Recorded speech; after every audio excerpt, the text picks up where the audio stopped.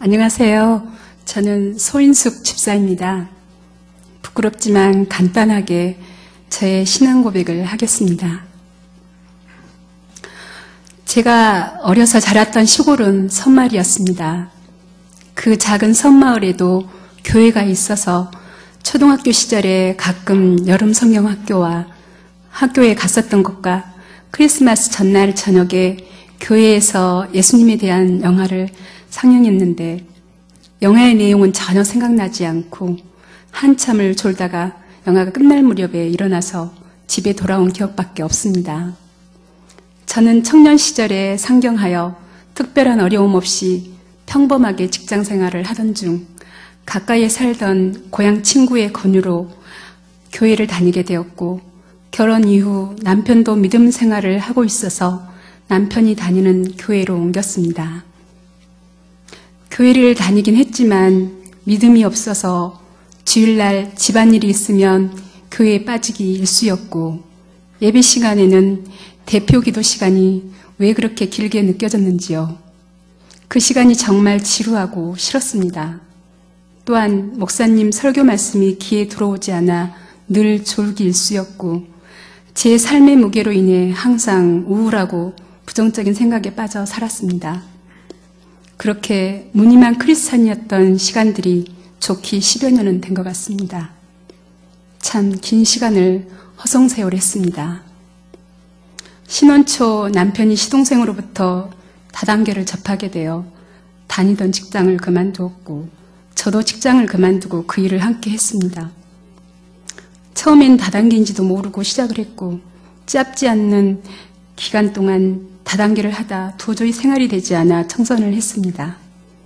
남편이 예전에 직장 생활했던 사무기기 사업에 개업을 했는데 IMF가 시작되어 사업도 내리막길이고 경제적 어려움은 말로 할 수 없었습니다.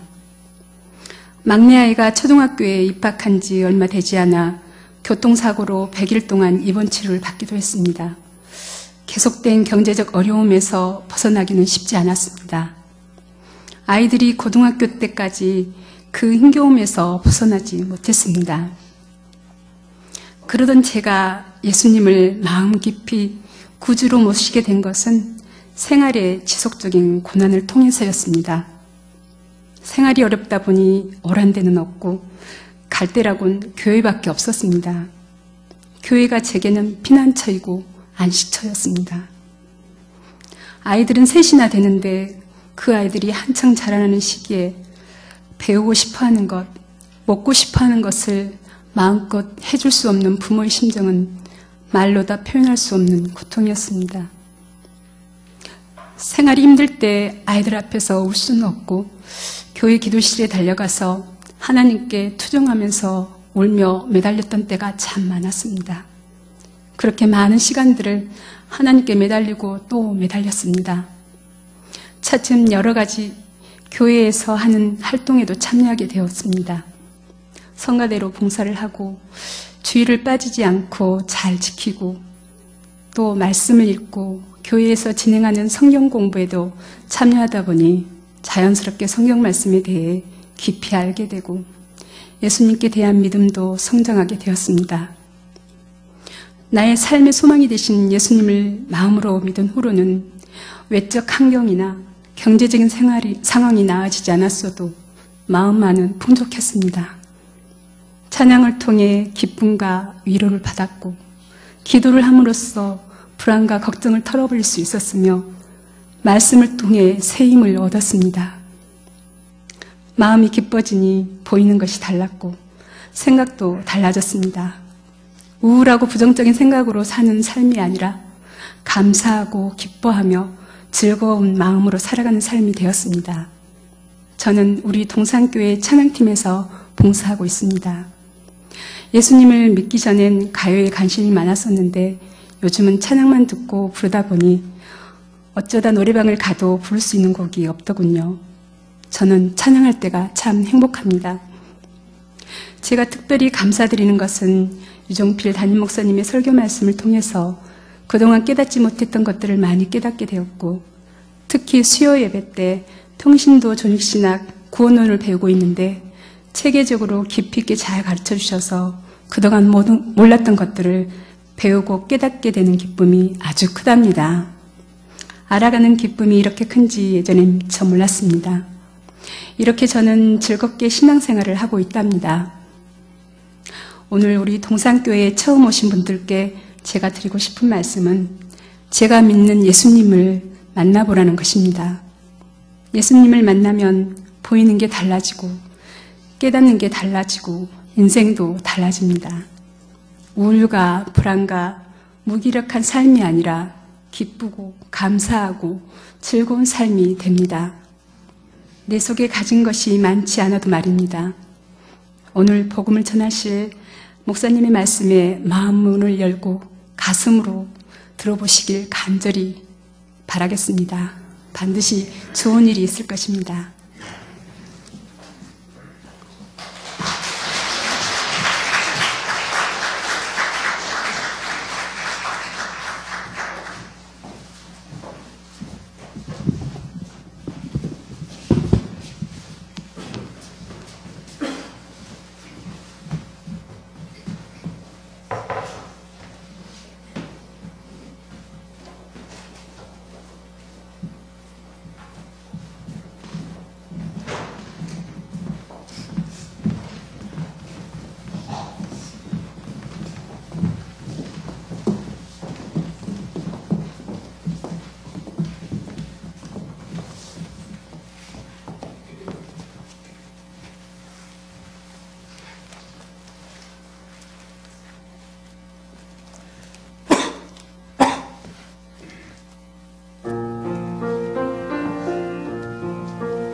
목적도 없이 나는 방황했네.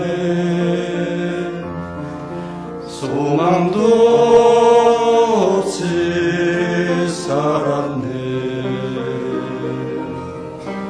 그때에 못자국 난 그 손길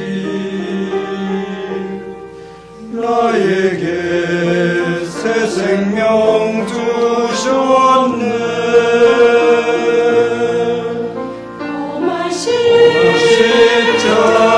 십자가의 능력 어디서 내 삶이 변했네. 찬양하리 주 이름 영원히. 주의 십자가 능력 있네. 아무 죄 없는 귀한 어린 양이 흉악한 죄 씻으셨네. 못 박히신 그 산으로 내 모든 죄 못 박았네. 나는 믿네 갈보리 언덕 십자가. 나는 믿네 그 누가 어디로 세상까지 나고 끝날 와도 험한 십자가 붙들겠네.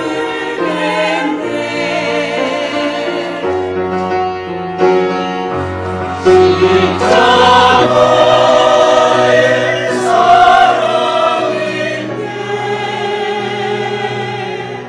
나를 용서하신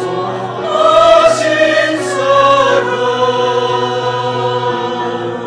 십자가 위에 쏟으신 피로 죄인 씻으신 그 사랑.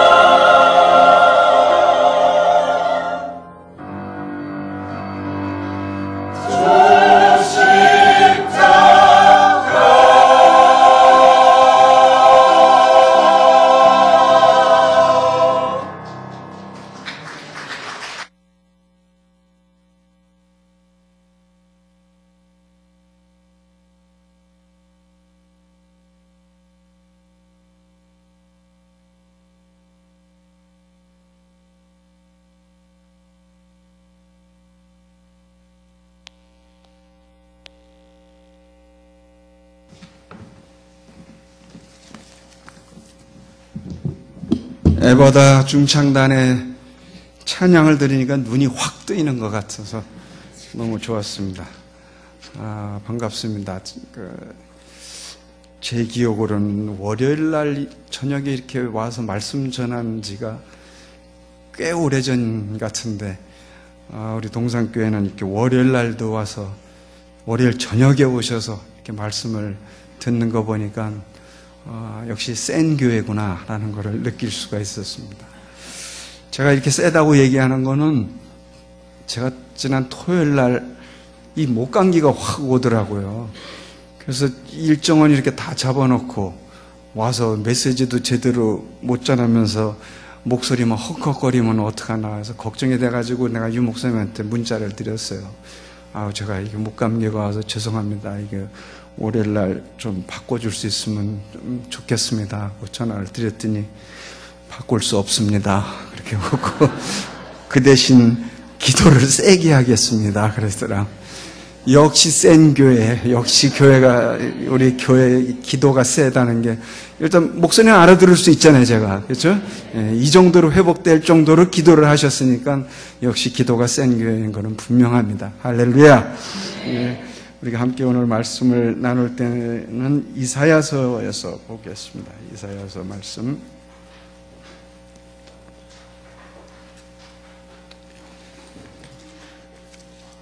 이사야서 54장 2절하고 3절에 있는 말씀을 보도록 하겠습니다.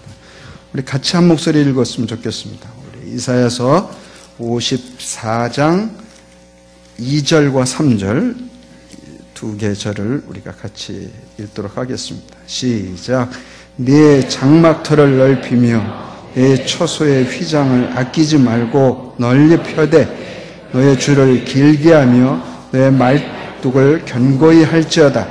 이는 내가 좌우로 퍼지며 네 자손은 열방을 얻으며 황폐한 성읍들을 사람 살 곳이 되게 할 것임이라. 아멘.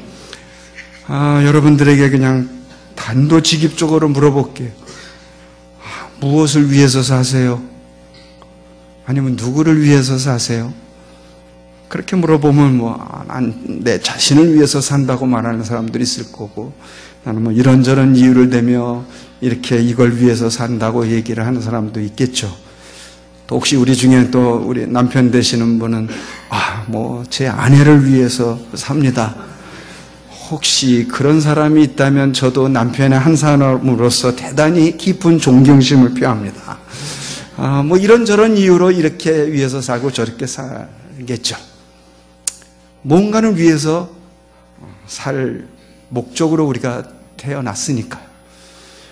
그렇지 않은 사람들은 또 이런저런 이유로 자기의 생을 마감하기도 하고 하는 사람들이 생깁니다. 우리 예수 믿는 사람들은 본질적으로 무언가를 위해서 살아야만 될 운명체다, 이렇게 표현할 수 있을 거예요. 오늘 읽었던 우리의 이 말씀 속에서도 그렇게 그 내용이 담겨져 있습니다. 이스라엘 백성이 그런 거예요. 이스라엘 백성을 하나님께서 선택하셨을 때에는 이들이 잘나서가 아니었어요. 그리고 이제 신명기에서 7장을 나중에 보시면 그 내용들이 쭉 그렇게 기록이 되어 있어요. 네가 잘나서 내가 너를 그 많은 민족 중에 내 백성, 내 민족으로, 내 자녀로 너를 삼았는지 아냐? 그렇지 않다. 강한 네가 이스라엘이라는 나라가 강한 나라였기 때문에 너희를 선택했는지 아냐? 그렇지 않다. 역설적으로 얘기하면 이런 거예요. 내가 만약에 강한 나라를 들어서 하나님의 역사를 이루시려고 했으면 그 당시 때는 이스라엘을 선택할 이유가 없어요. 그 당시 때는 애굽이 제일 강성한 나라였어요. 애굽이라는 나라를 들었을 것이고, 또 많은 수요가 많은 나라를 들었다면 이스라엘 아니고도 그 민족의 수요가 많은 나라가 많이 있었어요. 잘난 나라도 아니었어요. 대단한 나라도 아니었어요. 경제적으로 부흥한 그런 나라도 아니었어요. 어찌 보면 그냥 별 볼 일 없는 나라처럼 보였는데 하나님이 그들을 선택했어요. 불러주셨어요.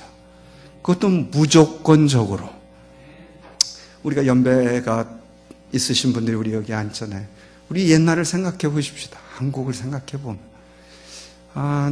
되돌아보면서 하나님이 한국을 어떻게 이렇게 들어 쓰셨을까?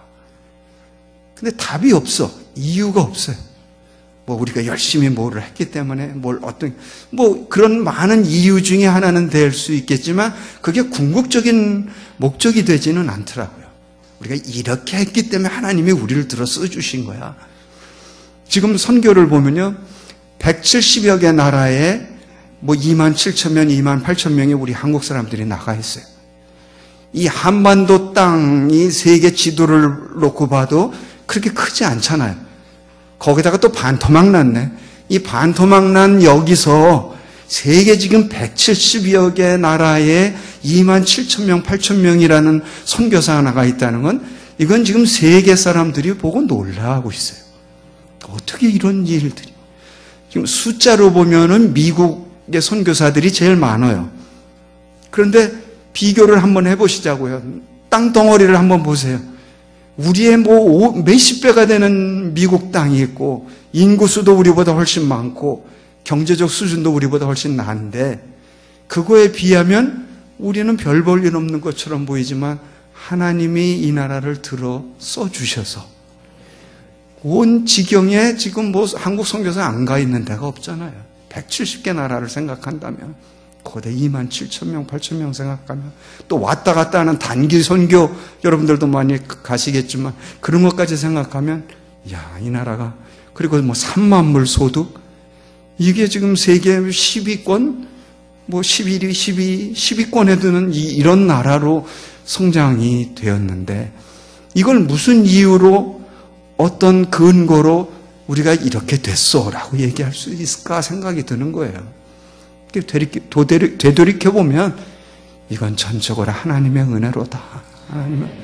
하나님이 우리를 들어 써주신 거예요. 정말 별 볼 일 없었던 민족 같고 별 볼 일 없었던 나라 같고 경제적으로 정말 지질이 못 살 것 같은 이런 나라를 하나님이 이렇게 키워주실 때에는 하나님의 섭리와 경륜이 있으시기 때문에 그래요. 내가 너를 들어 쓰겠다.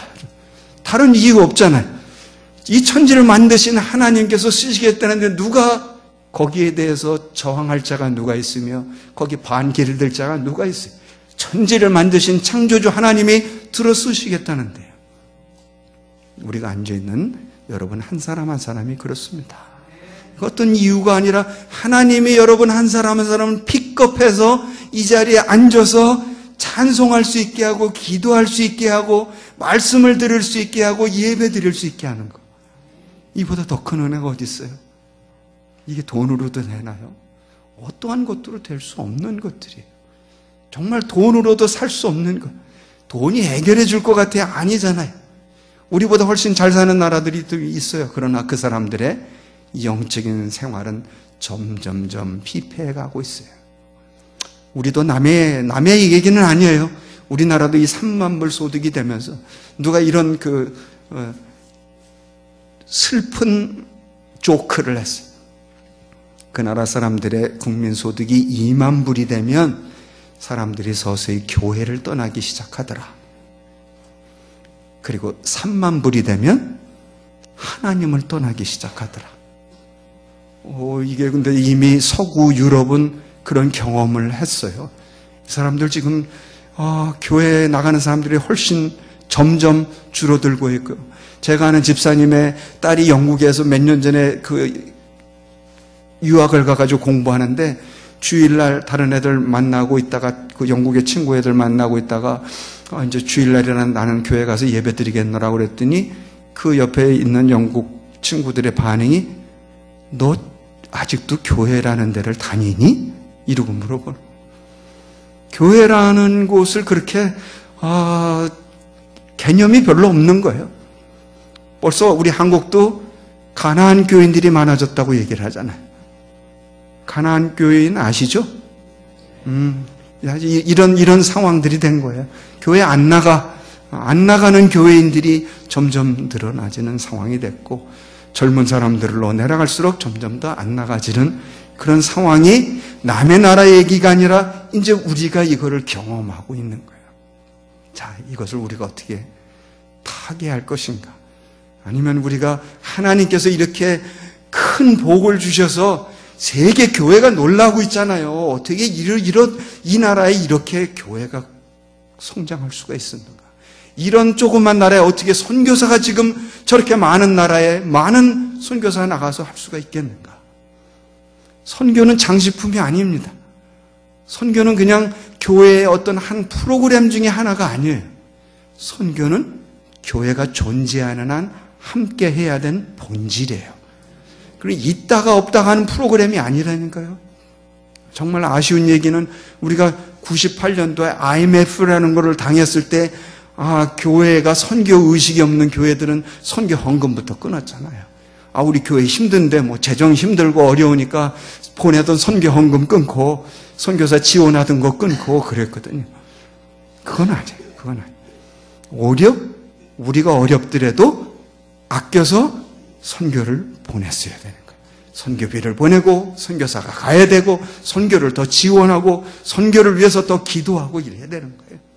그게 교회가 가지고 있는 본질이고 교회가 지탱하는 힘이고 교회가 유지되는 것이에요.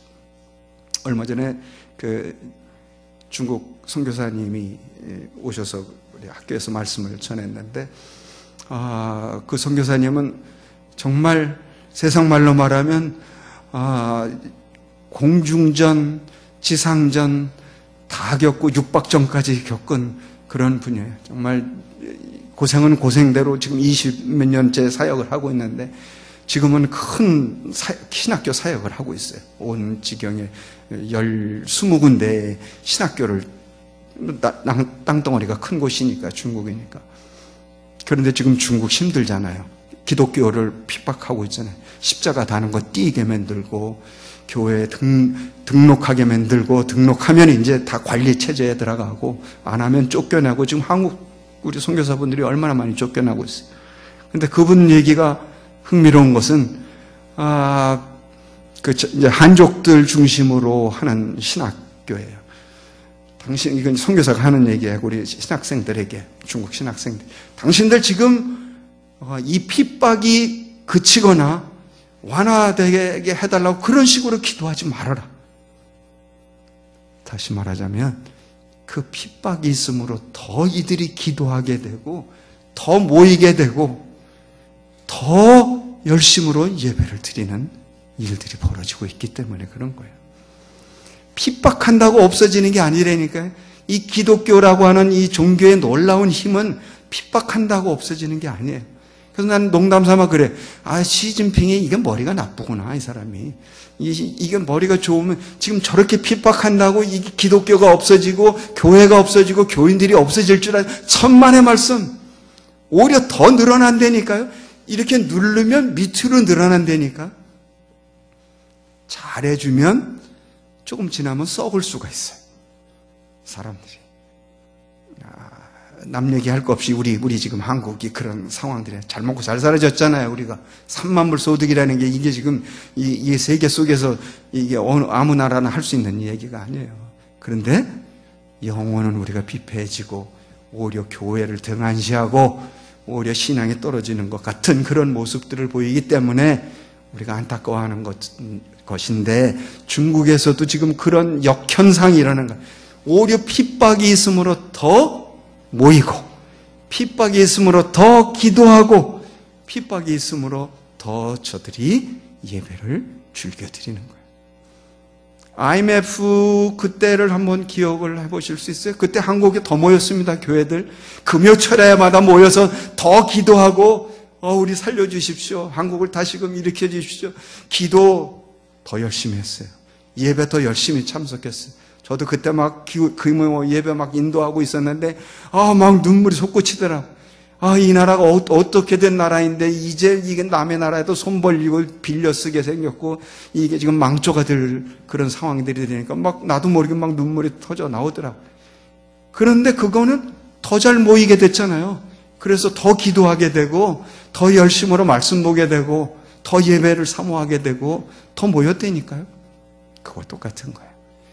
우리에게 고난과 핍박은 결코 우리를 좌절하게 만드는 게 아니라 오히려 그것으로 인해서 더 하나님을 바라보게 되고 하나님을 사모하게 되고 그 하나님이 주시는 은혜를 더 간절히 사모하게 될 거예요. 그것은 우리가 내 거는 내 거가 아니기 때문에 그런 거예요. 우리에게 가진 것이 내 거라고 생각하세요? 아니에요. 아무리 재산을 가지고 있는 애들 그냥 한번 하나님이 툭 건드려버리면 다 없어질 것이고 내 생명 언제까지 연장이 될 건 하나님이 그냥 톡 치고 와라 그러면 가야 될 인생들 아니에요? 이런 삶 가운데 살아가는데 우리가 무엇을 위하여 살고 이런 질문들이 우리의 삶 가운데, 우리의 인생 가운데, 우리의 신앙 가운데, 우리의 삶의 여정 가운데 질문을 던져봐야 될 부분들인 거예요. 하나님의 부르심에는 조건이 없어요. 여러분들이 지금 이 자리에 앉아 있는데 우리가 어떤 조건이 있기 때문에 하나님이 우리를 여기에 불러주실까요? 조건으로 따지자면 난 그냥 이거 뭐 이렇게 살다 저렇게 살다 그냥 한 인생 가야 될 인생이죠. 무슨 조건을 내가 하나님을 믿기 전에 열심으로 기도를 했기 때문에 아니면 열심으로 하나님을 찾았기 때문에 아니면 내가 열심으로 공덕을 쌓았기 때문에 아니에요. 조건 없어요. 이스라엘을 그렇게 불러주신 것처럼 이 당시 때 이스라엘을 너 별 볼 일 없어. 아무것도 아니야. 작은 민족이야. 그럼에도 불구하고 창조주 되신 하나님이 너를 불러서 내가 너를 통해서 해야 할 일이 있다라는 것이죠. 그래서 불러주신 거예요. 오늘 여기 앉아있는 여러분들도 다 마찬가지예요. 어떠한 이유가 있고 어떤 조건이 있어서 그렇게 오신 것처럼 보이는지 모르지만 그 이면에는 무조건적인 하나님의 부르심이 있는 것을 믿으시기를 바랍니다. 그래서 우리가 여기 앉아있어요. 그래서 목적이 있으신 거예요. 선택에는 하나님의 행하실 목적이 있기 때문에 그랬어요. 신명기 7장 아까 얘기했는데 보니까 너희 여호와께서 너희를 기뻐하시고 너희를 택하심은 너희가 다른 민족보다 수요가 많기 때문이 아니니라. 너희는 오히려 많은 민족 중에 오히려 모든 민족 중에 적으니라. 내 자신을 봐도 그래요. 나보다 이 세상에 지금 똑똑한 사람이 얼마나 많고요. 나보다 돈 많이 가진 사람이 얼마나 많고 나보다 잘 나가는 사람이 얼마나 많은데 하나님이 왜 나를 부르셨을까? 여러분 다 마찬가지입니다. 여러분보다 잘 나가는 사람 주변을 봐도 얼마나 많아요. 여러분보다 돈 많이 가진 사람 얼마나 많고요. 잘 나가는 사람 얼마나 많고 학벌 좋은 사람 얼마나 많고 그런데 왜 나를 부르셨을까? 하나님의 자녀로 삼으셨을까? 그것도 천지를 만드신 그 하나님이 천지 만물을 주관하시는 하나님이 하나님보다 높은 자가 어디 있어요? 하나님보다 더 뭔가 능력 있는 자가 누가 있느냐 말이에요. 그 하나님이 우리를 불러주셨다고 믿는다면 우리는 어떤 누구보다도 자신감을 가지고 하나님 앞에 나아갈 수 있는 자가 되는 것입니다. 그게 하나님의 자녀가 가지고 있는 특권이에요. 우리 아버지라고 부르잖아요. 아까 그 영상 봤잖아요. 누가 그 아이를 건져낼 만큼 그 간절함이 있겠느냐고요. 남의 자식이면 그러겠어요? 내가 빠져 죽을 걸 두려워하면서 그 남의 자식을 그렇게 구하겠어요? 이게 내 새끼니까 저렇게 내 목숨을 던져서까지도 구출해 내줘야 될 거 아니에요. 그래서 하나님이 우리를 선택한 이유를 들으라면 그냥 단 한 가지 이유에 우리를 사랑해 주시기 때문에 다른 이유 없어요. 아무도 이유 없어요. 내가 무슨 조건을 들어서 내가 하나님의 자녀 될 만한 이런 조건을 가졌고 내가 하나님의 무엇인가 일을 할 만한 이런 특출한 능력을 가졌기 때문에 하나님을 선택해 주었다. 그런 이유가 하나도 없어요. 성경 어디를 봐더라도 없어요. 그 이유 하나가 있다면 여호와께서 다만 너희를 사랑하심으로 말미암아. 이건 감격 아니에요. 그 하나님이 나를 사랑해 주셨다는데 그 하나님이 누구 어떤 것보다도 무엇을 희생하여서 나를 사랑해서 나를 구출해 주셨고 구원해 주셨고 하나님의 자녀가 되는 특권을 주셨다는데 그거보다 더 놀라운 사건이 어디 있어요? 그거보다 더 놀라운 일이 어디 있냐는 거예요. 그래서 우리 믿는 자들은 해야 할 일이 있어요. 선택받은 백성들은 무조건적인 선택이지만 아무런 조건이 없이 우리를 하나님의 자녀가 되는 선택을 해주셨지만 그냥 그렇게 살다가 가라라가 아니라 우리를 통해서 행하실 일들이 있기 때문에 그런 것이죠. 우린 교회를 공동체라고 부릅니다. 그래서 교회는 그냥 혼자만의 공동체가 아니에요. 여러분들이 인터넷으로도 얼마든지 예배 드릴 수 있어요. 그런데 그런 예배를 드리다 보면 영적으로 피폐하게 돼 있어요. 요즘 교회 안 나가도 예배 얼마나 들리잖아요. 기독교 채널이 얼마나 많아요. 주일날도 몇 개 채널 속에서 예배 드려지는 상황이 나오고 설교 나오고 뭐 좋은 설교 얼마나 많이 들을 수 있어요. 그런데 그게 능사가 아니에요. 왜냐하면 교회라고 하는 것은 공동체이기 때문에 그래요. 모여야 돼요. 모였다고 해서 늘 좋은 일만 있는 거 아니죠. 알아요. 우리도 경험해보고 다 그래요. 교회라고 해서 다 천사 같은 사람들은 아니죠. 그래요. 그럼에도 불구하고 모여야 돼요. 그것은 우리가 공동체이기 때문에 그래요. 불러 모은 공동체라서 여기서 치고 박든지 뭐 어려운 일이 있든지 힘든 일이 있든지 갈등이 있든지 싸움박질이 있든지 그럼에도 불구하고 우리가 모여서 믿는 자로서의 함께하는 이곳에 우리의 영적인 성장이 있다는 것입니다.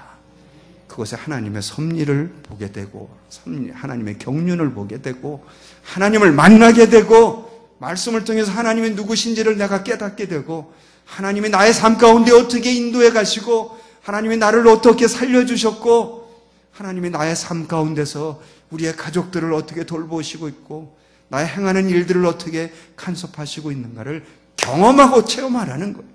그게 우리 공동체 안에서 일어나는 거예요. 그래서 내가 영적으로 성장할 수 있게, 신앙으로 성장할 수 있게. 그래서 교회가 중요한 거예요. 교회 그래서 모이기를 힘쓰라고 왜 사도께서 그렇게 우리에게 권고를 했겠어요? 너희가 모이기를 패하는 자들의 어떤 습관처럼 하지 말고 모여라. 모여서 기도하고 말씀 듣고 교제하고 서로를 위해서 기도하고 우리는 기도 선교라는 말을 써요. 내가 저 선교지에 가서 직접 선교는 못하지만 기도로 선교할 수 있잖아요. 기도하는데 누가 돈 달래요? 아니잖아요. 돈 없이도 우리 기도할 수 있잖아요. 그래서 기도 선교라는 말도 쓰는 거예요. 선교지에 기도 제목을 놓고 또 선교사님들이 보내온 기도 제목을 놓고 내가 직접 그곳에 가지는 못하지만 내가 그들을 위해서 기도하는 것. 그건 우리가 가진 특권이에요.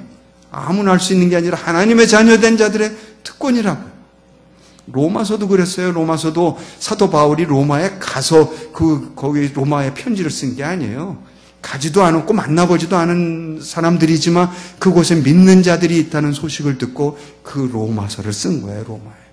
그 신학적인 얘기도 써주고 신앙의 얘기도 써줘서 그게 기도 내가 너희를 위하여 기도하노니 좀 가지는 않았지만 보지는 못했지만 내가 기도를 통해서 너희를. 이게 하나님의 자녀된 자들의 특권이며 우리가 가지고 있는 기쁨인 것이에요. 서로를 위해서 기도하고 그 기도를 통해서 하나님이 어떻게 역사하신가를 목도하게 되고 그 하나님의 놀라우신 역사하심을 우리의 이 공동체 안에서 경험하게 되는 거예요. 그러니까 하나님의 놀라우신 분이죠. 가만히 있으면 그냥 가만히 있는 거예요. 근데 가만히 않고 우리가 기도하면 하나님께서 역사하심을 보게 되는 거죠. 그게 하나님의 자녀들이 가지고 있는 특권이에요. 그렇게 우리를 불러주셨어요. 우리를 통해서 행하실 일들이 있기 때문에 누구를 막론하고 하나님께서 불러주실 때에는 어떤 조건을 막론하고 하나님께서 우리들을 통하여 행하실 일들이 있기 때문에 그렇습니다. 마치 이스라엘에게 주신 이 말씀처럼 너희들이 이곳저곳 좌우로 퍼져서 내 자손은 열방을 얻고 황폐한 성읍들에 사람 살 곳이 되게 하라. 뭘로 사람 살 곳이 되게 할 수 있다고 생각하세요? 돈 주면요? 뭐 일부분은 그럴 수 있겠죠. 뭐 좋은 거 갖다 주면 아니면 뭐 잘해주면 그럴 수 있어요. 뭐 사람 살 수. 이제 선교지 같은 경우를 생각하면 그래요. 그들에게 우리가 가서 막 정말 퍼줄 수 있어요. 어떻게 보면 북한도 지금 그런 상황일 거라는 연결이 되는데, 하여간 뭐 갖다 주고, 뭐 갖다 퍼주고, 뭐 일정 부분 그런 필요가 있어요. 그런데 그게 능사는 아니에요. 그게 모든 걸 해결해 줄 수 있는 건 아니에요. 잘 먹고 잘 살아줬다고 그게 하나님을 찾나요? 모든 게 평안해졌다고 그냥 알아서 하나님을 찾나요? 그렇지 않아요. 그래서 주시는 말씀이에요. 이스라엘, 내가 여러 민족 중에 이스라엘아, 내가 너 많은 민족 중에 내가 널 선택했지 않느냐? 내가 너를 불렀지 않느냐? 그래서 내가 좌우로 퍼지며 내 자손들은 열방을 얻으며 이 황폐한 성읍들에 가서 사람 살 곳이 되게 해야 되는데 무엇으로? 하나님을 전함으로. 오늘날의 용어로 말하면 복음을 전함으로. 뭘로 살려줄 거예요? 지금 저 서구 유럽이 지금 저 나라들이 저렇게 됐잖아요. 저 사람들이 저곳으로부터 선교사가 와서 우리의 복음을 전해줬어요. 제가 아세아 연합 신학대학교인데 우리 학교 가면은 큰 돌 기념비가 있어요. 로버트 토마스 선교사 기념비라고. 그 26, 27살에 대동강변에 들어와서 그 젊은 청년이 영국이 1866년을 생각해봐요. 그때 이 한국 땅이, 이 조선 땅이 어디 붙어 있는 줄 알며 어떤 곳인 줄 알고 그 젊은 청년이 배를 타고 대동강변에 와서 무태 내리자마자 그저 병졸에게 성경 하나 건네주고 창에 찔려 죽었어요. 복음 재료들 전하지도 못했어요. 뭐 예수 믿으셔 뭐 이런 말도 못했어요. 그냥 병졸한테 성경 하나 건네주고 창에 찔려 죽었어요. 순교했어요. 그 순교의 피가 이렇게 온 거예요. 그래서 저희들이 2013년에 우리 교수, 직원, 학생 다 우리가 돈을 내가지고 영국에 갔어요. 230명이. 이건 아마 신학교 역사상 없을 거예요. 처음으로 그 기념비를 세우면서 그 젊은 청년이, 그 영국의 그 젊은 청년이 한국의 이 조선 땅에 와서 피 흘려 전해준 그 성경으로 인하여 우리가 이렇게 됐습니다. 너무 감사하잖아요. 그래서 저들을 위해서 기도해 주려고 갔어요. 왜 기도해 주려고 갔느냐? 그렇게 선교사들이 나오고 복음을 왕성하게 전파했던 그 나라가 지금 점점 교회가 문 닫아가고 있어요. 젊은이들이 떠나고 있어요. 혹시 여러분들이 영국 런던에 가보면 그 웨스트민스터 사원이라는 아주 큰 교회 건물이 있어요. 멋지죠? 대리석으로 멋진 장식된 그곳에 가면 그냥 관광지예요. 우리가 돈 내고 들어가서 관광하는 멋진 웅장한 대단한 그 웨스트민스터 교회를 볼 수 있어요. 그런데 거기서 무슨 말씀의 강력한 선포가 있으며 기도 소리가 울리고 있으며 여러분처럼 이렇게 모여서 예배를 사모하는 사람들이 있느냐 말이에요. 지금 점점 사람들은 없고 관광지로 변하고 있는 거예요.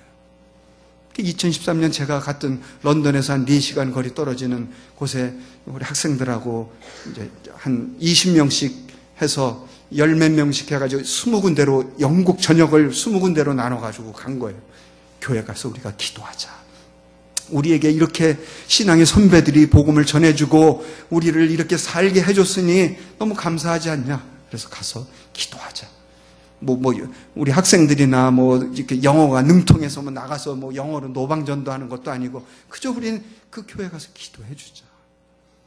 제가 도착한 브리스톨이라는 지역인데 거기서 도착한 그 다음날 그 지역을 한번 이렇게 도는하고 쭉 가봤더니 조그만 감리교회 하나가 있더라고.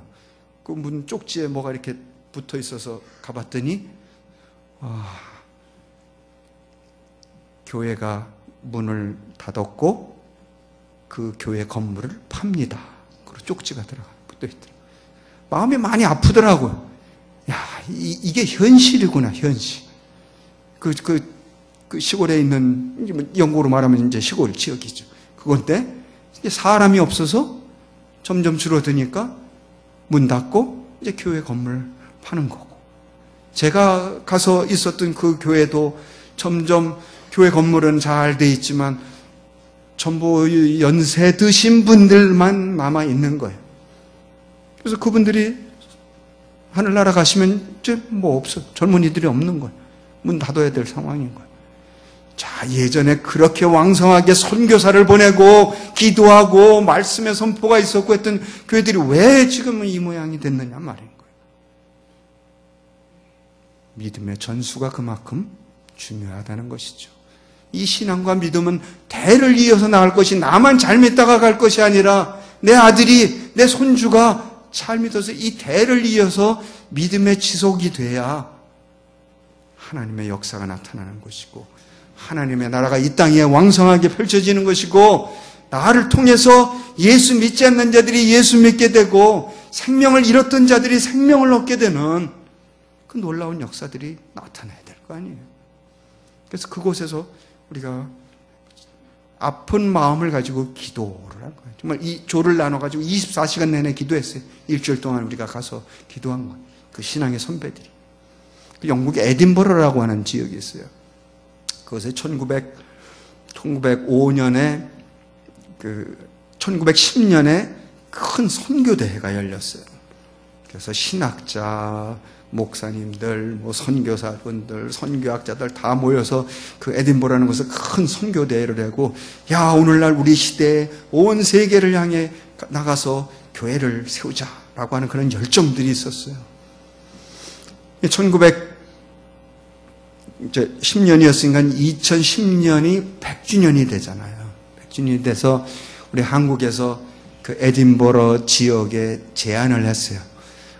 당신네들이 1910년에 그렇게 큰 선교대회를 해서 온 세계로 그렇게 선교사들이 나가고 교회가 세워지고 복음이 선포되고 놀라운 일들이니까 우리 100주년 기념대회를 거기서 좀 한번 개최하십시다 하고 제안을 했어요. 근데 돌아온 답은 우리가 여력이 없습니다. 이렇게. 다시 말하면 교회가 힘이 없다는 거예요. 다른 나라 사람들 초빙해서 거기서 아주 큰 대회를 열 만한 재정도 없고 교회 여력도 없다는 거예요. 그거 어떻게 해요? 그래서 우리 한국에서 했어요. 한국에서 2010년에 에딘버러 100주년 기념대회를 했어요. 그게 오늘날의 현실이 돼버린 거예요. 조금 과장해서 100% 기독교인들이었던 그런 나라들이 지금 점점 줄어서 교회가 문을 닫아가고 있는 현실을 지금 우리가 목도하고 있어요. 그래서 이게 남의 나라 얘기가 아니 되니까요. 우리 뭐 서구 유럽의 이런 나라의 얘기로구나 이렇게 생각하면 안 되고 오늘날 우리를 보자는 거예요. 하나님이 어떻게 우리를 키워주셨고 하나님이 우리를 어떻게 성장시켜 주셨고 하나님이 우리를 통해서 이루신 일이 어떤 거를 한번 반추해 보면서 그럼 우리가 무엇을 할 것인가? 그래, 아까 첫 번째 질문을 던진 것처럼 그래, 우리가 무엇을 위하여 살고 무엇을 위해 사실 거예요? 세상에서도 나를 살려주면 생명의 은인이라고 그러잖아요. 생명의 은인이에요. 그럼 생명의 은인을 위해서 여러분이 그분을 위해서 살아드릴 수 없을까요? 내가 죽을 뻔했고 죽을 지경인데 나를 살려줬다고 생각하면 그분을 위해서 내가 살아야 될 책임과 의무가 있죠. 그와 같은 맥락으로 봐도 돼요. 이스라엘, 너는 그냥 다른 나라들처럼 다른 민족들처럼 그냥 이렇게 살다 저렇게 살다 그냥 한 세상 이렇게 살다 저렇게 살다 죽어 없어질 너희를 내가 너를 불렀노라. 무조건적으로 선택했노라. 내가 너를 사랑해서 난 똑같은 그 말을 우리 한국 대한민국 땅에 적용하고 싶더라니까요. 무슨 조건이 되어서 하나님이 우리를 이렇게 사용하시냔 말이에요. 세계 교회가 놀라잖아요. 세계 기독교 역사에 이렇게 빨리 교회가 성장한 유례가 없다니까요. 우리 이 조그만 땅에 지금 교회와 교인이 이렇게 빨리 성장한 유례가 없어요.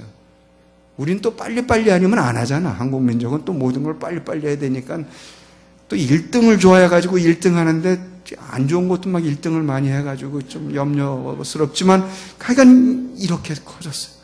이 조그만 땅에서 어떻게 선교사가 그렇게 많이 나가요? 정말 놀라운 일이에요. 우리 교회들 얼마나 열심히 해요.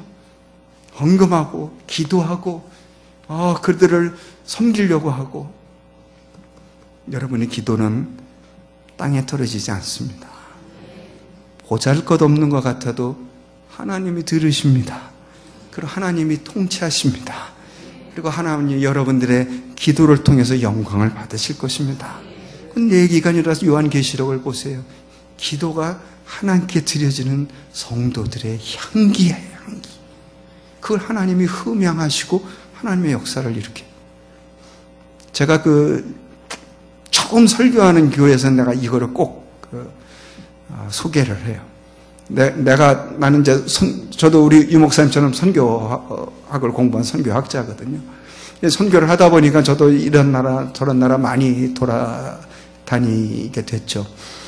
그래서 이제 여러분들이 여행 다녀보면 알지, 이제 시차라는 게 있잖아요. 시차가 있어서 잠도 안 오고 뒤척거리고 또 힘들기도 하고 막 그런 상황들이. 이제 몇 년 동안 그러고 이제 힘들게 다니다가, 어느 나라에선가 가서 뒤척거리다가 이게 번뜩 딱 머리를 스치며 떠오른 게 있는 거예요. 왜 시차가 존재하느냐? 우리 학교 때 공부한 거면 당연히 이 지구가 돌기 때문에 태양은 가만히 있고 지구가 도니까 시차가 있는 거지. 여기 햇빛이 이렇게 들었다 또 1시간 뒤 2시간 이렇게 뜨는 거. 그 당연히 물리적으로 보면 지구에 자전이 있기 때문에 당연히 시차가 있는 거. 근데 이건 물리적인 해석이고 영적인 해석을 딱 하나님이 주시는 거예요. 그게 뭐냐면 하나님은 24시간 내내 찬양과 영광을 받으시기를 원하신다. 찬양과 기도와 영광을 받으시기를 원하신다. 주일날 11시 예배를 한번 기준으로 해볼까요? 자, 우리가 주일날 11시 예배를 드렸어요. 그러면 1시간 뒤에 저 베이징 북경에 있는 교회에서 예배가 드려져요. 2시간 뒤면은 태국에 있는 어느 교회선가 어디에선가 예배가 드려져요. 6시간 뒤면은 저 유럽 어디에선가 드려지고, 그 뒤에 아프리카에서 드려지고, 우리가 쿨쿨 자고 있을 때 바로 우리 지구 반대편에 있는 아르헨티나, 브라질, 칠레 이런 데서 예배가 드려져요. 나만 놀라고 있는 건가요, 지금? 예? 이렇게 얘기한 사람 한 사람도 없었어요, 여태까지. 세상에는 지적 재산권이라는 게 있어요. 그래서 이렇게 말한 사람이 누구냐에 따라서 그 권한이 주어지는 거거든요. 그래서 이렇게 말한 건 나한테 이거 권리가 있어요. 나한테 허락받지 않고 이걸 쓰면은 내가 소송 걸 수가 있어요. 이게 놀라운 사실 아니에요? 예? 그래서 이거 하나님이 이렇게 놀라운 사실을 나에게 깨닫게 해주셨구나. 그래, 맞아. 내가 자고 있는 동안에도 지구편 어디에선가는 하나님의 백성이 일어나서 기도하고 찬양하고 예배드린다는 거예요. 그러니까 이 지구 땅덩어리 어느 구석에선가 24시간 내내 찬양과 기도와 예배가 드려지고 있는 거예요. 그러니까 하나님이 그걸 받으시는 거예요. 하나님 얄미신 하나님이시잖아요. 응? 우리가 아닐 때에도 다른 누구의 통해서도 드려져요. 그래서 기도 선교라는 표현을 쓴 거예요.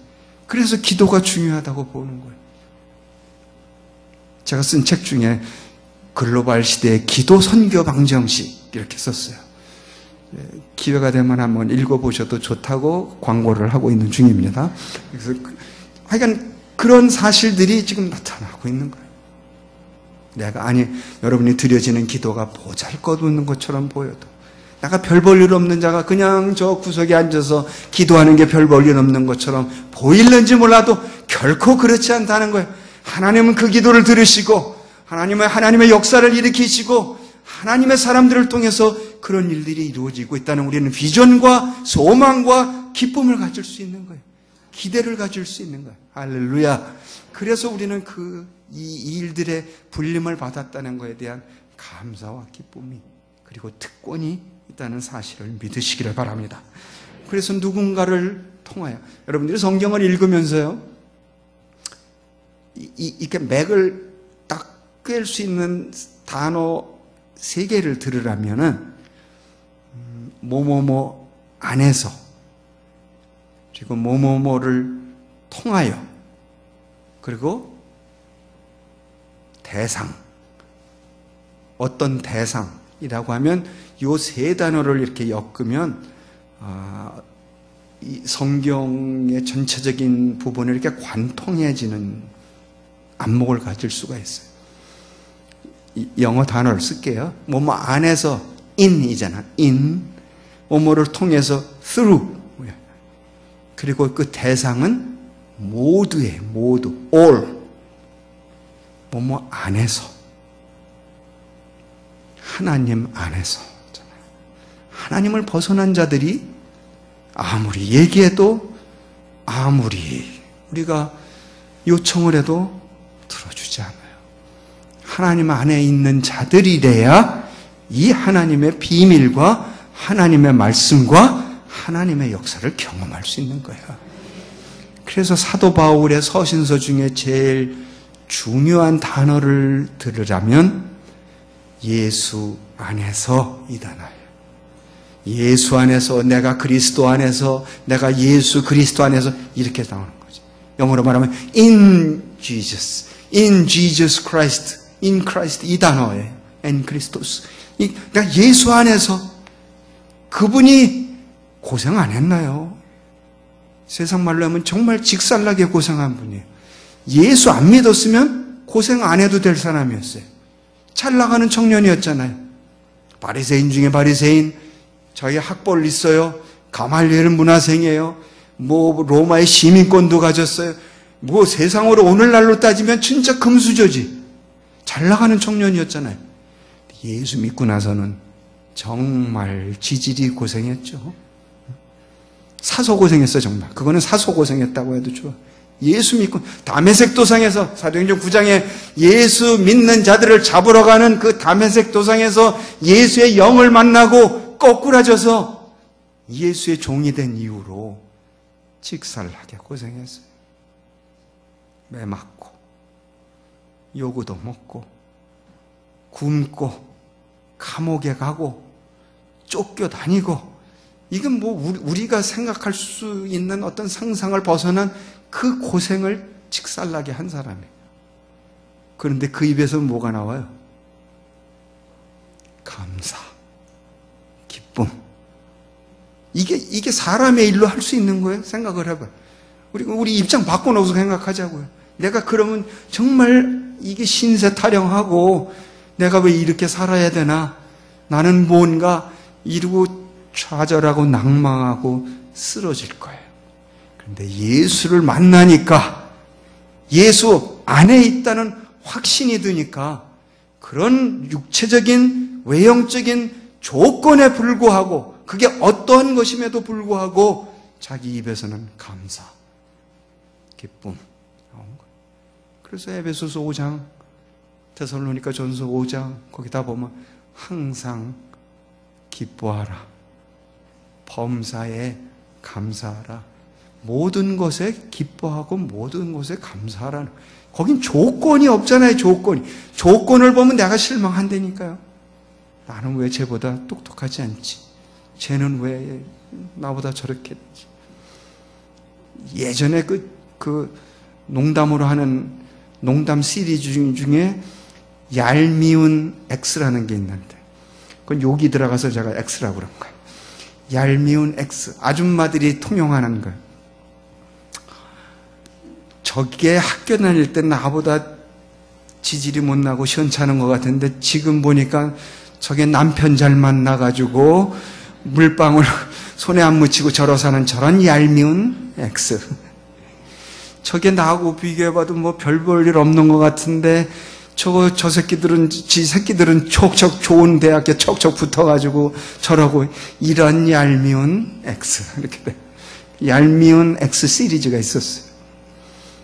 조건을 따지면 그렇게 되는 거예요. 조건을 보면 내가 열등감을 가지게 되고, 내가 별 볼 일 없어 보이고, 내가 초라해 보이고, 내가 왜 이렇게 살아야 되나 라고 하는 신세 타령을 할 수밖에 없는 게 우리의 인간의 모습인데, 하나님을 믿으니까, 하나님 안에 들어오니까, 예수를 믿으니까, 예수 그리스도 안에 들어오니까 외형적인 조건이 어떠한 것이라도 자기는 감사와 기쁨과 소망이 있는 거예요. 아까 중국에 있는 우리의 성도들이, 우리의 정말 그리스도 안에 있는 형제 자매들이 그런 거예요. 그 지금 핍박이잖아요. 우리가 생각하지 못하는 핍박이 있다니까요. 붙잡혀가고 교회 때려 부수고 십자가 떼고 사회적으로 핍박받고, 그럼에도 불구하고 왜 그들이 그렇게 모이나요? 왜 그들이 그렇게 더 열심으로 기도하나요? 여러분 터키 이런 데 가보셨어요? 터키 그 지하 교회 흔적 남아있잖아요. 왜 그 고통과 핍박과 잡히면 사자굴에 가서 그 원형 경기장에 가서 사자의 밥이 되고 창에 찔려 죽고 감옥에 가는 그 상황에 왜 그들이 거기서 모이게 했어요? 안 믿는다고 그러면 될 걸. 안 믿고 그냥 이렇게 살래? 그러면 그냥 편하게 살 텐데 왜 예수 믿는다고 그러겠어요? 그리고 그런 죽음도 불사하겠어요? 그거는 세상 사람들이 알지도 못하고 세상 사람들이 줄 수도 없는 그 기쁨과 평안이 있기 때문에 그래요. 외형적인 조건 가지고 우리를 판단할 수 없는 그것이 예수 그리스도 안에 있기 때문에 그런 거예요. 그래서 보화라고 그러는 거잖아요. 보화. 내가 이걸 찾았어요. 이걸 찾았는데 이거 얼마나 감사. 그러니까 다른 어떤 조건에 견줄 수 없는 거예요. 영원한 생명을 나에게 주셨는데. 자, 길게 산다고 칩시다. 요즘 뭐 100년 얘기 안 해요. 그래, 100세 인생 칩시다. 70년, 80년. 그래 본들, 영혼을 생각해 보십시오. 거기에 100년이 점 하나도 안 될 거려? 그 영원한 세계 속에 100년이 뭐 얼마나 어떤 부분을 차지하겠어요? 그 100년과 영혼을 바꾸시겠습니까? 조금이라도 지혜가 있는 자라면 안 그럴 거예요. 나도 그러고 싶지 않아요. 내가 왜 그 영혼을 얻은 자가 요 70년, 80년, 100년을 그렇게 바꾸려고 할까요? 바보죠, 그건 바보. 멍청이지. 나는 그렇게 안 할 거예요. 나는 이 70년, 80년, 100년이라는 세월을 희생을 하더라도 나는 영혼을 얻을 거예요. 그걸 주셨어요. 예수 그리스도 안에 있는 자들에게는 영원한 생명을 살 수 있는 그 특권을 주시고 기쁨을 주시고 소망을 주셨어요. 그래서 내가 살아가는 이 인생이 몇 년이 될지 모르지만 이 지상 위에 사는 이 생명을 나는 누군가를 위해서 살 거예요. 그걸 요구하는 거예요. 하나님이. 세상 사람들은 이것을 위해서 저것을 위해서 살고 하지만 우리 예수 믿는 사람들에게는 주님을 위하여, 하나님을 위하여, 예수님을 위하여 살게 하려는 하나님의 목적이 있어요. 그렇게 살아야 될 우리는 또 책임이 있는 것이에요. 고린도서 6장 19절의 말씀을 보니까 너희 몸은 너희가 하나님께로부터 받은 바, 너희 몸은 하나님께로, 물론 우리 부모님이 낳았어요. 난 이렇게 생각해. 우리 자식들도 마찬가지예요. 내 몸에서 낳지만 이게 내 거 아니에요. 하나님의 것이고 하나님의 선물이라 우리는 부모된 자로서 얘들을 잘 키워야 될, 양육해야 될 책임 있는 사람들이지, 내가 낳았다고 해서 이건 내 새끼, 내 거라고 주장할 수 없다는 거예요. 아마 여러분의 것이라고 주장하는 그 순간 실망할 거요. 우리의 주변에 많은 부모님들이 실망하는 건 그런 거죠. 내가 저 새끼를 어떻게 키웠는데 이거지. 내가 진짜 먹을 거 안 먹어가며 저거 다 이렇게 했는데 저놈이 지금 저러고. 그럴 거예요. 그 목적을 위해서 내 자식을 키운 게 아니라 우리들은, 우리 예수 믿는 사람들은 내가 내 몸에서 난 새끼지만 이거는 내 거가 아니라 하나님의 것이. 그래서 하나님의 것을 하나님의 나라를 위해 잘 쓰임 받도록 내가 잘 양육해 줘야 될 책임이 있어요. 관리해 줘야 될 책임이 있는 거예요. 그래서 그들로 하여금 하나님의 나라를 위해 귀하게 쓰임 받는 제목으로 장성해 가도록. 왜냐하면 사도 바울이 그렇게 얘기를 하고 있는 거예요. 예수 믿고 나니까 이런 고백이 터진 거예요. 아, 너희 몸은 너희가 하나님께로부터 받은 바 너희 가운데 계신 성령의 전인 줄 알지 못하느냐. 너희는 너희 자신의 것이 아니니라. 내 것이 아니에요. 소유의 문제인 거예요. 이게 지금 우리가 말하는 예수 믿는 자들의 지금 정체성을 얘기를 하는 거예요. 이 부분이 소홀히 된다거나 이 부분이 약화되면 이건 곧 신앙과 연관이 돼요. 내 신앙이 지금 현찮다, 힘들다, 어렵다 그러면 이런 부분들을 다시 한번 되새겨 보세요.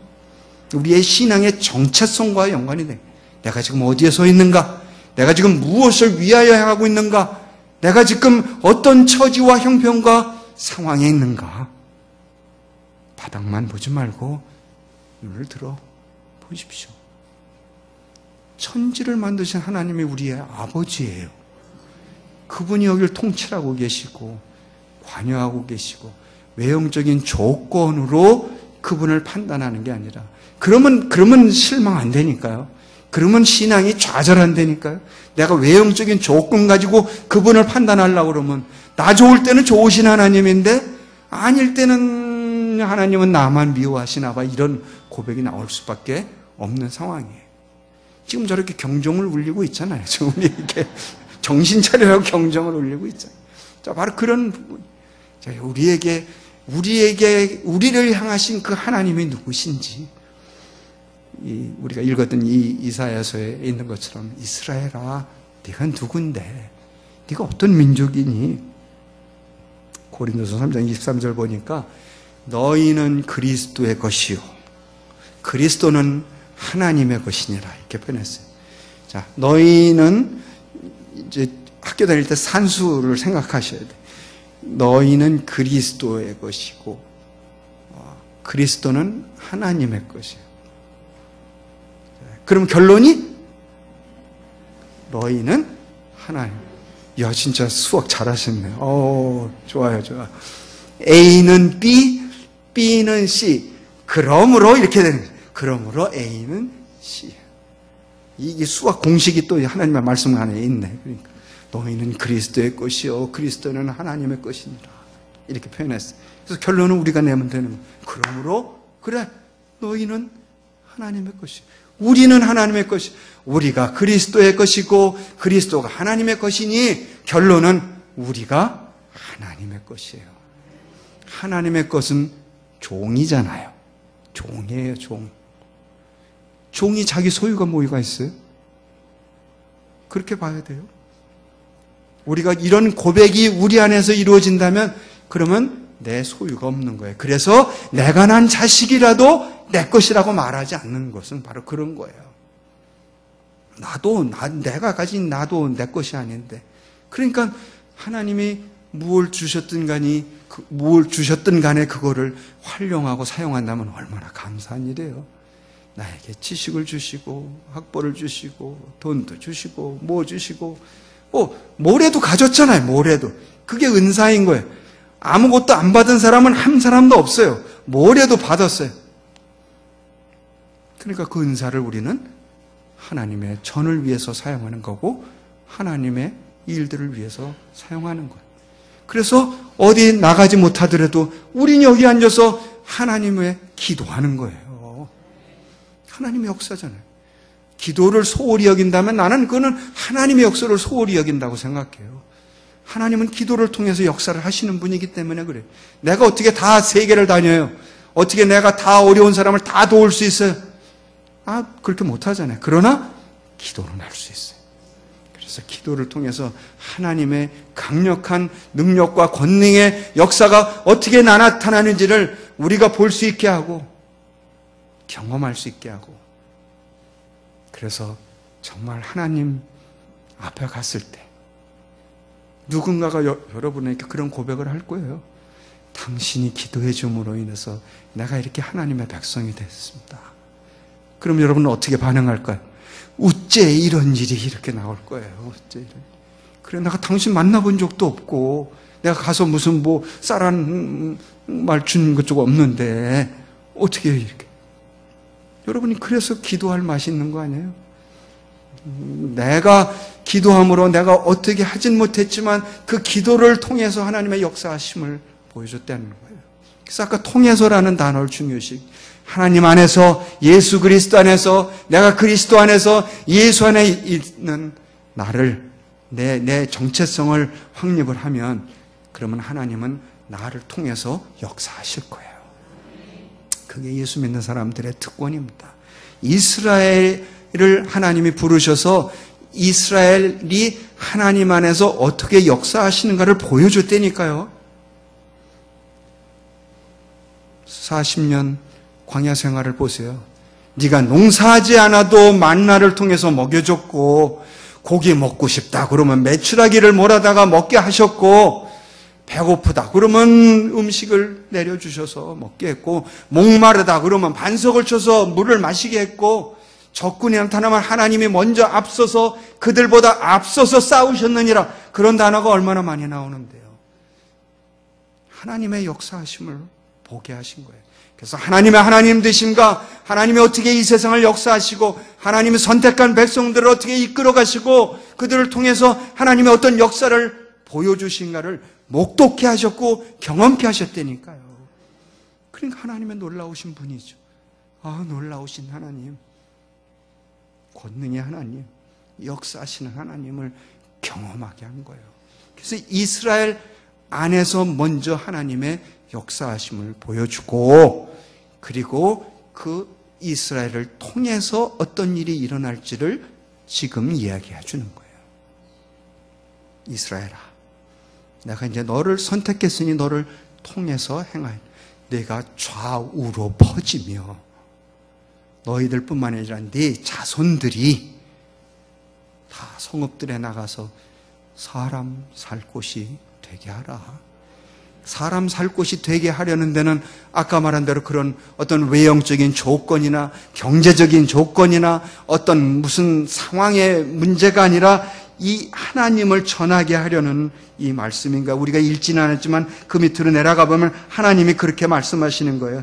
그의 이름은 만군의 여호와시며 내 구속자이시며 이스라엘의 거룩한 이시라.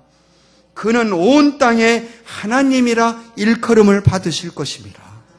그래야 너희가 나가서 너희들이 외치고 증거하고 너의 삶을 통해서 하나님의 하나님 되심을 보여주고 하나님이 너의 삶 가운데 어떻게 역사하심을 보이고 너를 통해서 하나님 무엇을 보이시고자 하는지를 나타내 주어라, 증거하라. 그래서 많은 사람들이 야, 하나님, 너의 하나님 이런 거지. 그래, 너의 하나님은 정말 위대하시구나. 그래, 이런 상황 가운데 네가 그런 신앙을 지키고 네가 이런 처지 속에서도 네 입에서 기도가 나오고 찬양이 나오고 예배를 드리고 그래, 너의 하나님이 계시구나 라고 해서 오게 하라는 거예요. 믿게 하라는 거예요. 함께 하나님의 공동체가 되게 하려는 거예요. 그래서 하나님께서는 너희를 값으로 산 것이 되었으니 그런즉 너희 몸으로 하나님께 영광을 돌리라 그랬어요. 지금 여기서 값으로 산 것이 되었으니 그랬어요. 우리는 은혜, 하나님께서 우리에게 베풀어 주신 구원은 정말 공짜예요. 공짜. 예수 그리스도를 통해서. 그런데 여기서 값으로 산 것이 되었으니라고 표현한 것은 누군가가 값을 지불했다는 거잖아요. 우리는 죄악이라고 하는 세상 가운데 널브러져 있는 것이에요. 널브러져 있는 물건과 같은 거예요. 그냥 사탄이 홀라당 집어먹고 죄악 가운데 죄악의 구렁텅이에 살다가 그냥저냥 그렇게 살다가 지옥으로 갈 수밖에 없는 그런 존재였어요. 그런 자를 누군가가 값을 지불하고 이거를 공짜처럼, 나는 공짜처럼 보이지만 나를 사주신 분이 대신 값을 지불했어요. 영상 봤잖아요. 영상 처음에서 예수님이, 하나님이, 하나님의 아들이 우리를 대신하여 이 땅에 오셔서, 생각해봐요. 하나님이셔요. 하나님이신 분이 인간의 몸을 입고 이 땅에 와서 그냥 점잖게 죽은 게 아니잖아요. 십자가에 달려서 조롱받고 따귀도 맞고 침뱉음도 당하고 창에 찔리고 가시면류관에 피 흘리고 인간이 받을 수 있는 수모와 수치와 이 모든 것을 감당하고 우리를 대신하여 죽음의 값을 치러 주셨어요. 아멘. 그래서 그걸 속죄라고 그래요. 그분이 속죄해 주셔서 내 안에 이제 들어오면, 그렇죠? 네가 예수 믿으면, 네가 예수를 주님으로 받아들이면, 네가 주님은 예수님을 너의 구세주로 영접하고 믿으면 너는 영생을 얻느니라. 영생을 얻는 특권이라고 그랬어요. 이건 누구도 줄 수 없는 거잖아요. 요한복음 1장에 보면 그렇잖아요.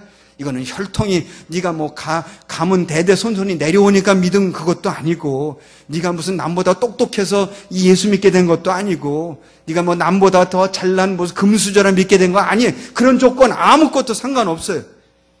그냥 믿으면, 그렇죠? 네가 믿으면 하나님의 백성이 되고 하나님의 자녀가 되고 영원한 생명을 얻을 수 있는 특권을 너에게 주마, 약속해 주셨어요. 약속은 믿어야 약속이 되는 거잖아요.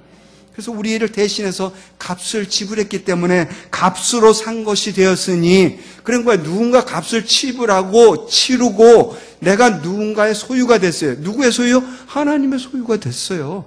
그러니까 나는 내 거 아니라니까요. 누누이 얘기하시는 거예요. 그래서 네 몸으로 너를 위해 살지 말고 이제 하나님의 영광을 위하여 살아라 하는 것이에요. 그래서 너희는 값으로 사신 것이니, 다른 구절에 지금 고린도전서 계속해서 사도 바울께서 그렇게 말씀하시는 거예요. 너희는 값으로 사신 것이니 사람의 종이 되지 말라. 돈의 종이 되지 말라, 그렇게 표현할 수도 있어요. 너 돈의 종이 되지 말라. 너 정치의 종이 되지 말라. 너 어떤 물질의 종이 되지 말라. 너 학벌의 종이 되지 말라. 사람의 종이 되지 말라. 하나님의 종. 하나님의 종. 주의 종님이 아니라 주님의 종이 되는 거예요. 잘못하면 이게 종님이 돼버리고 주가 낮아지는 경우가 아니에요. 주님의 종이에요. 종, 노예입니다. 노예는 자기 소유가 없습니다. 노예는 자기가 난 아이도 자기 것이 아니라 주인 것입니다. 주인이 팔라 하면 팔아야 되는 거예요. 팔리게 되면 팔리는 거예요. 자기 소유 아무것도 없습니다. 우리가 가져갈 거, 세상 사람도 그래요. 세상 사람들은 공수래 공수거라 그래요. 그럼 우리 예수 믿는 사람 더 말할 나이다. 세상 사람들 그런 얘기를 하면서 철학적으로 공수래 공수거 얘기하면서 이 세상 속에서 어떻게 살 거를 얘기를 하는데, 우리 예수 믿는 사람이라면 더 말할 것도 없죠. 뭘 가지고 가겠어요? 내가 빈 몸으로 왔는데 뭘 가지고 가겠어요? 우리는 오로지 하나님께서 주신 것, 건강이든 돈이든 물질이든 학벌이든 사업이든 직장이든 다 이것을 우리는 누군가를 위해 사용해야 될 책임과 의무가 있는 거예요. 그걸 우리에게 주신, 이거는 아무나 할 수 있는 게 아니라니까요. 세상 사람들이 그렇게 얘기해 보세요. 세상 사람들은 제 2% 부족하네 그러지. 좀 맛이 좀 갔네 이렇게 표현할 거 아니에요. 그래서 예수님도 제자들이 내가 너희에게 주는 평화는 세상이 줄 수 없어. 내가 너희에게 주는 기쁨은 세상 사람들이 알지도 못한단다. 그거예요. 우리는 그걸 소유한 사람들이, 세상이 줄 수 없는 평화를 가진 사람들이고 세상이 알 수 없는 기쁨을 가진 사람들이에요. 그러니까 예수 믿는다는 이 사실 자체는 우리는 기쁨인 거예요. 내 생활은 별 볼 일 없을지 모르지만, 내 형편과 처지는 그리 좋지 않을지 모르지만, 우리 내면에는 기쁨과 오히려 감사가 터져나와야 되는 거예요. 하나님, 어떠한 상황에서 저를 이렇게 이끌어가 주시는 거 감사합니다. 아쉽게도 지금 한국 교회에 자꾸 감사가 떨어지는 것 같아요. 감사 주일 지난주일에 지내죠. 저희들은 내일 학교에서 감사 예배를 드리는데 그런 얘기를 던지고 싶은 거예요. 우리 한국 교회가 점점 감사가 줄어드는 것 같다. 왜냐하면 물질적으로 잘 살아지니까.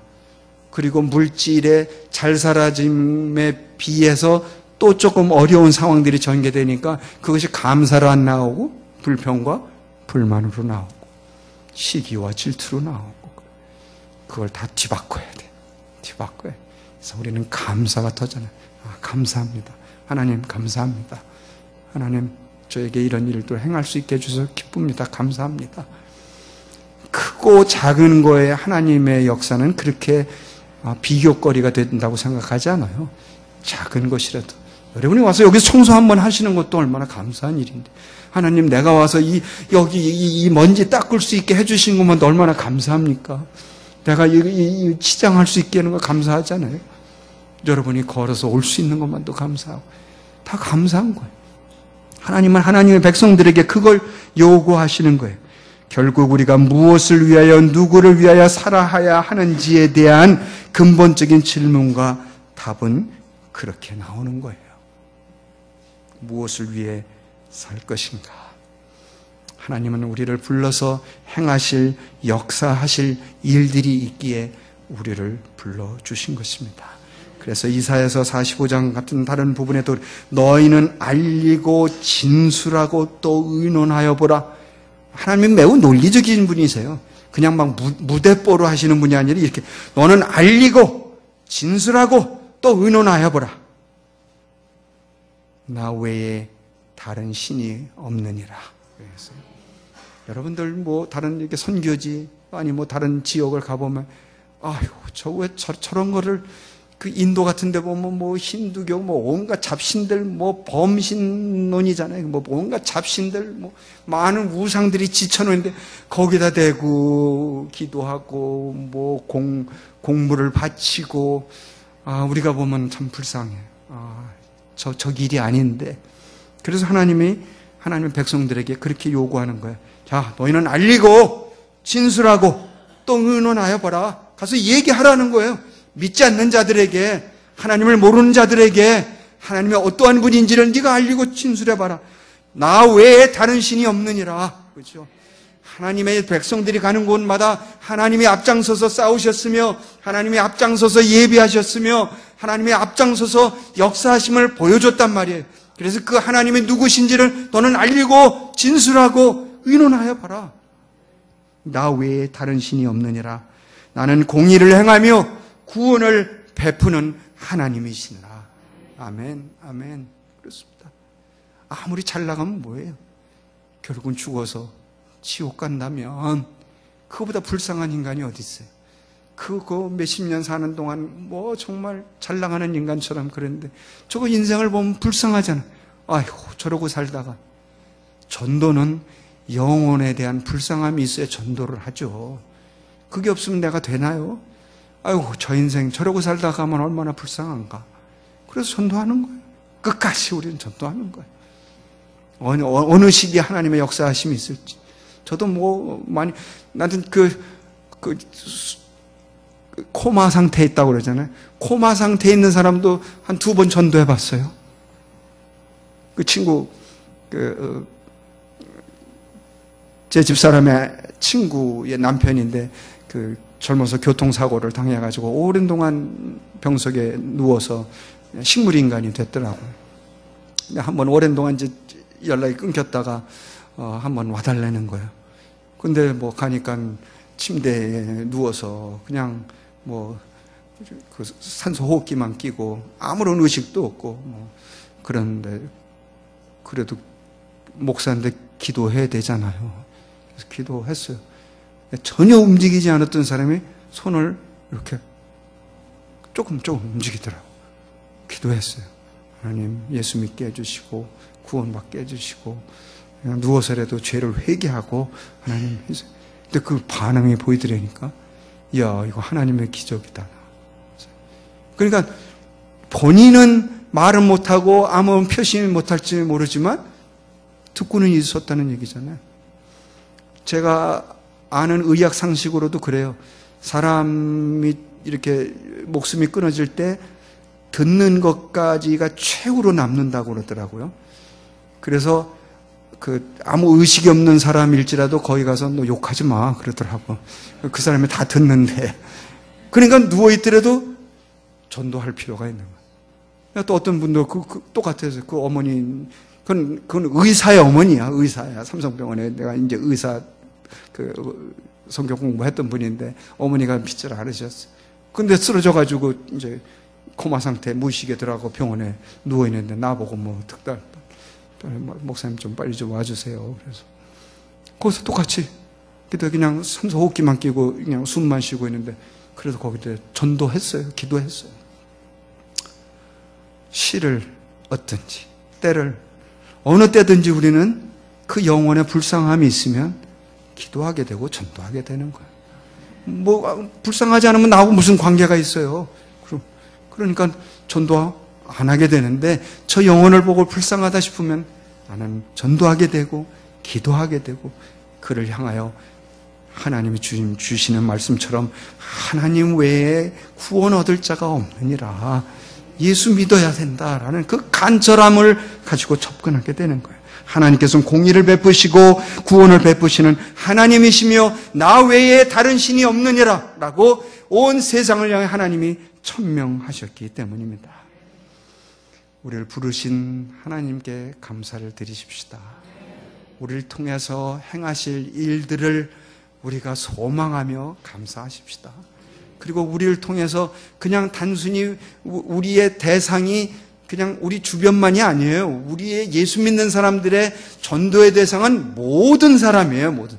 아까 내가 단어 3개를 얘기를 했잖아요. 기억하세요? 뭐뭐 안에서, 뭐뭐를 통해서 모두를 거예요. 대상은 모두를이에요. 그래서 기도하는 거예요. 내가 모든 이 지구상에 있는 모든 사람을 다 쫓아다면서 전도할 수 없잖아요. 그건 불가능한 일이잖아요. 그래서 내가 기도하면서 이스라엘 백성들이 온 세계를 다 돌아다녔나요? 기도를 통해서. 그러나 나를 통해서 또 어떤 분이 또 통해서 여러분이 기도해주고 헌금하고 하는 그 전도사님을 통해서 그 선교사님을 통해서 그 지역에 또 선포가 일어나고 예수 믿는 자들이 생겨죠. 이게 우리 예수 믿는 사람들의 비전인 거야, 비전. 이건 멋지지 않아요? 예수 믿는 사는 사람들은 이래서 멋진 사람들이에요.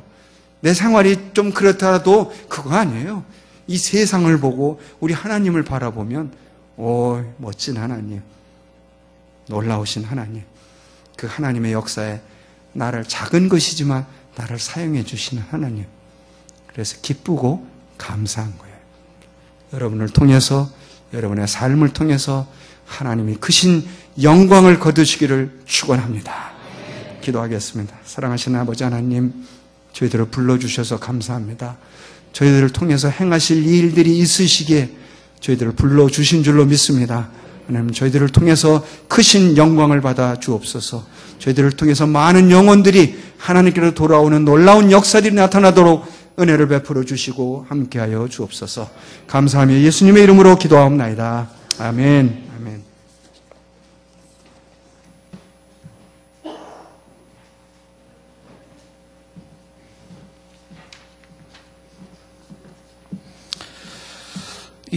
여러분도 오늘 시간을 어떻게 보내셨는지 모르겠습니다. 우리가 오늘 시간을 처음에 삼류복서의 한 아버지의 그 애절한 사연을 담은 영화의 한 토막을 보면서 아들을 구하기 위해서 왼손으로 얼음을 깨는데 피가 쏟아지도록, 그래서 결국 그 아들을 구하는 동영상을 보았습니다. 우리를 구하기 위해서 예수님이 피 흘리신 그 손을, 구원의 손을 연상케 하는 것을 보았고요. 그리고 이제 소인숙 집사님 통해서 간증을 들었습니다. 예수 안에서 기뻐진 삶에 굉장히 어려움도 있었고 또 슬픔도 있었지만 주님 안에서의 기쁨과 소망을 찾을 수 있었던 간증도 들었고요. 또 우리 중창단을 통해서 목적도 없이 나는 살았네, 소망도 없이 나는 살았네, 십자가의 능력을 찬양하는 것도 들었습니다. 오늘 또 특별히 우리 강삼 목사님, 총장님을 통해서 황폐한 성읍에 사람 살 곳이 되게 하라. 참 메시지가 우리에게 던지는 바가 큽니다. 황폐한 성읍, 우리가 살고 있는 세상이 황폐한 성읍인데 사람을 살게 해야 됩니다. 이 일을 위해서 하나님 우리를 선택하시고 또 우리를 불러주시고 우리를 통해서 또 그 하나님이 전파되기를 원하고 우리의 또 기도를 통해서 그 일이 이루어지기를 원하시는 하나님의 기대가 있다는 말씀을 주셨습니다. 결국 우리를 통하여 예수님의 십자가의 비밀이 계속 선포되어지고 그리스도를 통해서 영생에 이르는 자들이 많아지고 또 소망 없는 세상에서 소망을 찾고 슬픈 세상에서 기쁨을 찾고 방황하는 세상에서 목적을 찾는 그런 역사가 계속적으로 또한 이루어지기를 바라는 메시지였습니다. 자, 이런 전반적인 이야기를 들으면서 여러분들이 어떤 생각이 들었고 또 어떤 마음이 들었는지 모르겠습니다. 혹시 우리 교회 처음 나오신 분들 오늘 들었던 말씀을 생각하시면서 방문 카드를 하나씩 줬을 텐데요. 그 방문 카드는 등록 카드는 아닙니다. 여러분들의 느낀 점에 해당되는 방문 카드 지금 체크를 해주시면 또 저희들이 여러분에서 계속 기도해 줄 것이고 할 수만 있던 여러분들의 그 기쁜 삶, 또 소망의 삶, 생명의 삶을 살 수 있도록 도우려고 합니다. 잠시 시간을 드릴 텐데 기록해 주시기를 바라고요. 또 전도하신 분들은 옆에서 좀 도와주셔도 좋을 것 같습니다. 특별한 느낀 점이 없더라도요. 잠시 방문했으면 방문했다는 표시를 해주시면 저희들이 또 축하하고 그리고 또 함께 조그만 또 책자 선물을 좀 드리려고 합니다. 반주를 아무거나 해주시고요. 잠시 시간을 드릴 테니까요. 그리고 처음 오신 분이 아닌 사람들은 우리 서로 간에 옆 사람이랑 얘기 좀 나누십시오. 오늘 통해서 느낀 점이 뭔지, 받은 은혜가 뭔지, 혹은 어떤 다짐이 있었는지를 좀 얘기해도 좋겠습니다.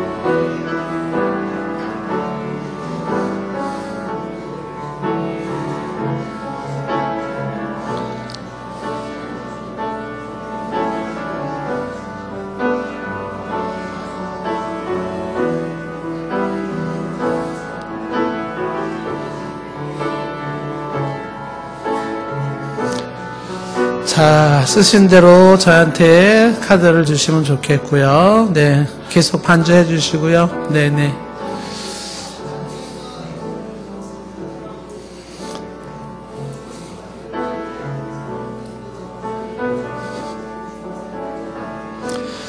네, 우리 또 이렇게 모처럼 방문해 주셔서 감사하고요. 번거롭지만 또 수고스럽지 않다 그러면은 오늘 저희 교회 처음 나오신 분들, 뭐 이렇게 저렇게 또 초청받아서 오셨을 수도 있겠지만 우리 전도하신, 전도라고보다는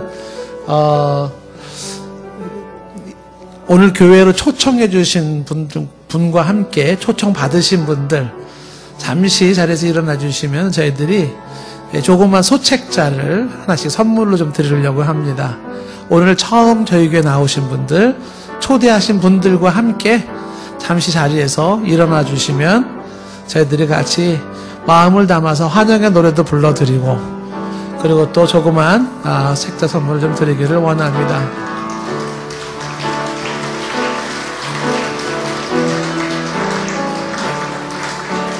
찬양합니다. 당신은 사랑받기 위해 태어난 사람, 당신의 삶 속에서 그 사랑 받고 있지요. 당신은 사랑받기 위해 태어난 사람, 당신의 삶 속에서 그 사랑 받고 있지요. 태초부터 시작된 하나님의 사랑은 우리의 만남을 통해 열매를 맺고 당신이 이 세상에 존재함으로 인해 우리에게 얼마나 큰 기쁨이 되는지. 당신은 사랑받기 위해 태어난 사람, 당신은 사랑받기 위해 태어난 사람, 지금도 그 사랑받고 있지요. 지금도 그 사랑받고 있지요. 당신은 사랑받기 위해 태어난 사람, 지금도 그 사랑 받고 있지요. 우리 한번 이렇게 안아주세요. 이렇게. 네. 네, 잘 오셨어요. 이렇게 한번 안아주세요. 네, 감사합니다. 아이고, 고맙습니다. 환영하고요. 광고 말씀 하나 드리는 것은 이제 내일은 우리 이제 또 찬양팀입니다. 내일은 주로 찬양이 이루어지는데 찬양을 통해서 또 우리가 함께 주 안에서 기쁨을 찾고 복음을 나누기를 원합니다. 예, 주변에 많은 분들도 같이 좀 참여하여서 찬양을 통하여서 말씀 듣기를 원하고요. 또 수요일 날에는 이제 우리 또 교수님 한 분 오셔서 또 교수님의 좋은 말씀을 들을 또 예정에 있습니다. 그래서 저녁마다 우리 4일 동안 특별히 복음으로의 잔치, 어쩐 에게는 밴드를 통해서 신나게 저희들이 또 즐거웠는데 오늘은 또 귀한 말씀으로 또 저희들이 도전을 좀 받습니다. 내일 또 만나기를 원하고요. 그리고 우리 교회 성도님들은 새벽 5시에 우리 연재봉 집사님 어머님 소천하셔서 그 발인 예배와 화장 예배를 드려야 되는데 예, 그 장례식장에서 좀 일찍 나가야 된다고 부탁이 있어서 5시에는 좀 나가야 될 것 같습니다. 그래서 아침 5시에요, 새벽에. 그래서 새벽 예배 나오신 셈 치고 오셔서 같이 좀 다녀오시면 좋겠고, 시간이 안 되시는 분들은 우리 또 부목사님과 함께 예배를 드리면 되겠습니다. 잠시 우리 기도 한번 제가 더 하고 모든 순서를 마치도록 하겠습니다. 우리 가능한 한 옆 사람 또 좀 손도 잡아주시고요. 하나님, 이렇게 교회에 나온 게 우연 같고 혹은 누군가의 강렬한 초청 때문에 나온 것 같지만, 그러나 그 이면에는 우리를 향한 하나님의 계획하심이 있고 우리를 부르시는 하나님의 음성과 손길이 있었기 때문인 줄로 믿습니다.